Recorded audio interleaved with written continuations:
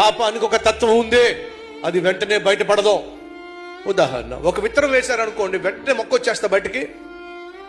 అడుగుతున్నా, ఒక అమ్మాయితో తప్పు చేశాడు అనుకోండి, మరుసటి రోజే గర్భం ధరించి తెలిసిపోతుందా? అడుగుతున్నా.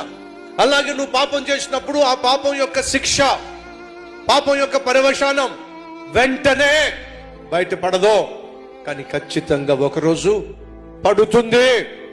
కాబట్టే ఈ సందేశం ప్రతి ఒక్కరికి అత్యవసరం.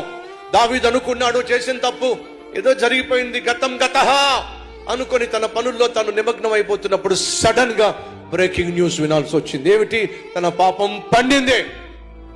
తను ఎక్స్పెక్ట్ చేయనటువంటి సమయంలో, ఎక్స్పెక్ట్ చేయనటువంటి వార్త దావీదు వినాల్సి వచ్చింది. సహోదరుడా, సహోదరి, జాగ్రత్త. ఎక్స్పెక్ట్ చేయని సమయంలో నీ పాపం పండుతుంది, ఆ పాపం బయటపడుతుంది. చేతులు కాలిన తర్వాత ఆకులు పట్టుకోవడం వల్ల ఉపయోగం లేదు.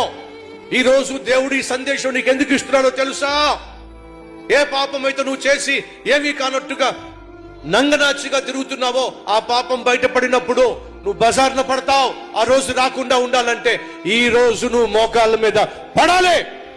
నువ్వు చేసిన పాపము నిమిత్తం పశ్చాత్తాప పడితే తప్ప రాబోతున్న శిక్ష నుండి తప్పించుకునే ఛాన్స్ లేనే లేదు.